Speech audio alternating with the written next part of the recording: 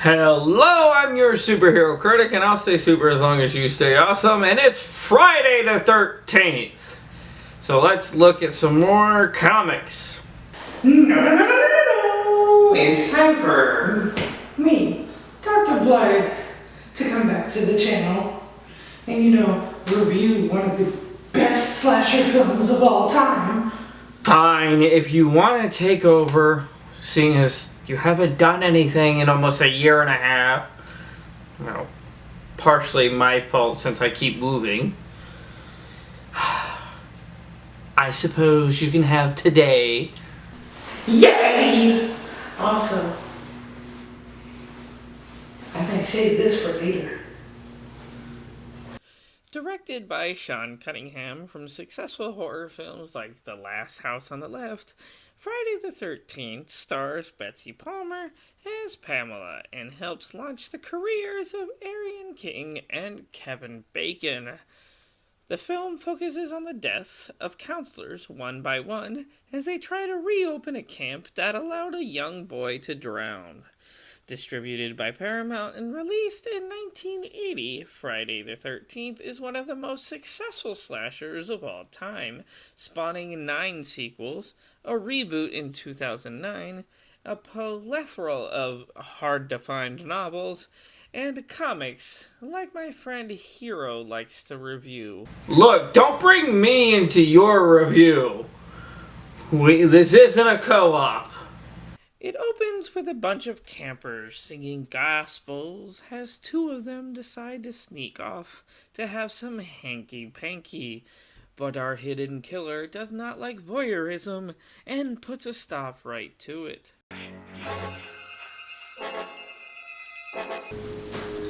Next time, ask me to join, please. We go to the present of the 1980s following a girl named Annie walking towards town. Hi, girl. Excuse me. Hi, boy. See, it's not that hard to correct yourself when you misgender people. Dr. Blood is an ally. Annie begins asking for a ride to the camp, and the entire town warns her to stay away, including the town weirdo Ralph, who fully goes psycho on her, and ramps up the warnings to 1,000, and reminds me of the man from Monster House. She does manage to get a ride, and he does an exposition dump as we learn why the counselors in the beginning died, as they allowed a boy to die while they were having intercourse. Thus creating the cliche of teens having sex and dying. Stop thinking with your willy! Annie's dropped off where she's about to end up as we meet the other counselors headed to the lake. Jack, Marcy, and Ned, as well as a shirtless Steve. And our future survivor, Alice, who's an artist but doesn't actually want to be there at all, and promises to stay anyway. Steve puts a shirt back on and tells Bill to have Annie start on the kitchen stuff as he leaves, and Ned then shoots his shot with Brenda. Ta-da! That is not how you pick women up, Robin Hood! Annie hitchhikes, but learns that she should not have, as she learns the hard way not to trust everyone, as she's tossed out the car and chased through the forest, and is the first to die. I will say, one of my favorite things about this film is all of the practical effects. Can we stop using so much CGI and go back to practical effects in films? Please! The group take a break by the lake. Looks like he's smuggling a schnauzer. Yeah. We see why Ned created the practical Joker victim cliche, as he pretends to drown to get Brenda to kiss him. We then get one of the most infamous scenes as Alice sees a snake in her cabin, prompting Bill to come and kill it. The problem was that during filming, the handler was not told the snake was going to be killed, so the shot of it being killed was real.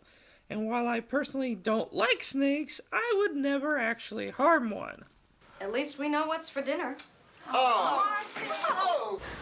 You killed an innocent animal. I'm a psychopath. And I don't even do that. We get 80s racism as Ned is randomly in offensive Indian garb as a random cop shows up warning everyone about Ralph, who shows up in the pantry. God damn it, Ralph! I almost pissed myself! Ralph warns everyone.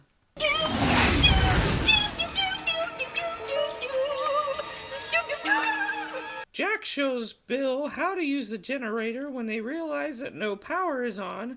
Then Ned is shown has a peeping Tom, but sees someone go into a cabin and investigate. Marcy then talks about a dream she keeps having, being caught in a rainstorm. And the rain turns to blood. You need a therapist, and that's saying something coming from me. Jack and Marcy head to a different cabin for alone time as the other three begin some strip monopoly. Ned is just hanging out on the top bunk while the couple enjoy themselves. But as Marcy uses the bathroom, Jack gets an arrow through his neck. Ah, exactly how I love my bacon. On a skewer. Marcy is next as she talks to herself and unsuspectingly meets her fate. She's not asking the correct questions. Steve is stuck at a diner due to the weather as Brenda tries to shower despite the storm. Steve then breaks down, getting a cop to help, and Brenda then hears what sounds like a boy asking for help, leading for her to investigate the sounds near the archery range, resulting in her own death off camera. Alice wants to know what's going on as the archery lights are on, but as her and Bill try to leave, they learn that their car is dead. Why don't we just hike out of here? Just get out, right now. Look, it's 10 miles. Yes, because that sounds like the safest solution. Steve's forced to walk back to the camp since the cop he's with gets a call, and he meets our killer very quickly. Why did you go and walk into the knife? I don't think that's what you planned on doing, but that is exactly what you did. Bill investigates the generator while Alice stops to make coffee in the middle of the movie. But when he takes a while, she goes to find him, but not how she hoped. The killer got the Bill's eye. I'm funny, damn it. This is when the mind games on Alice begin as she's quick to barricade herself in. Extremely smart, but the killer literally just throws Brenda's body through the window. Then the killer is finally revealed. Well, I'm Mrs. Voorhees. One of my favorite things about this film is the fact that the movie never really digs into why Pamela is the way she is and who she was to begin with. She just shows up. Hi, I'm a friend. I'm also murdering everybody around me. I'm unhinged. I love it. Betsy Palmer was the best part of this film as she slowly goes from an understanding friend to a psychopath raving about how she blames everyone with the death of her son, as she clearly lacks the mentality to accept that not everybody was at fault. Did to him? Alice tries to get away, going to the second cabin, but can't pull the trigger as the two tussle of campy fighting. Alice runs back to the first cabin, but Pamela catches up, resulting in the two fighting in the pantry. Here's Pammy! At least we know that Alice is a panhandler. The fight heads to the lake as Alice tries to just get away in a canoe, only for them to wrestle over the machete instead. Pamela finally loses her head over all these events. Alice then collapses in the canoe, and our movie ends with a fake out of Jason's body attacking her before she actually wakes up in the hospital, ending the film with Alice begging for them to actually help Jason.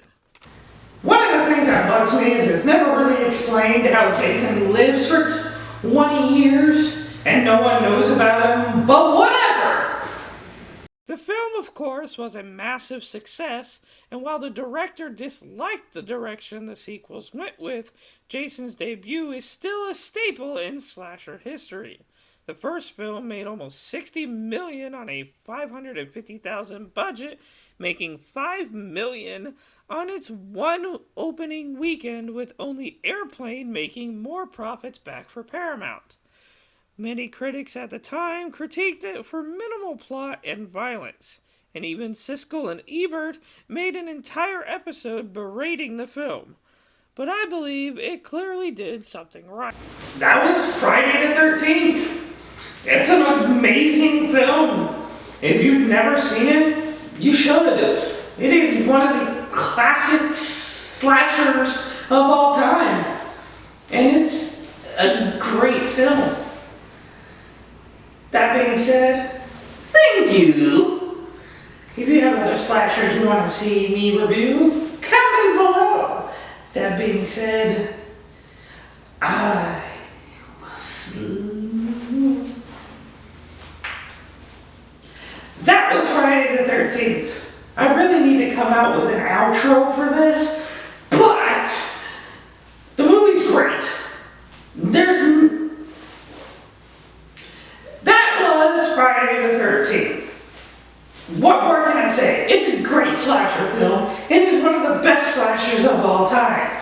And honestly, one of my favorite movies of all time. So, thank you for watching. I need to come up with an outro for these videos.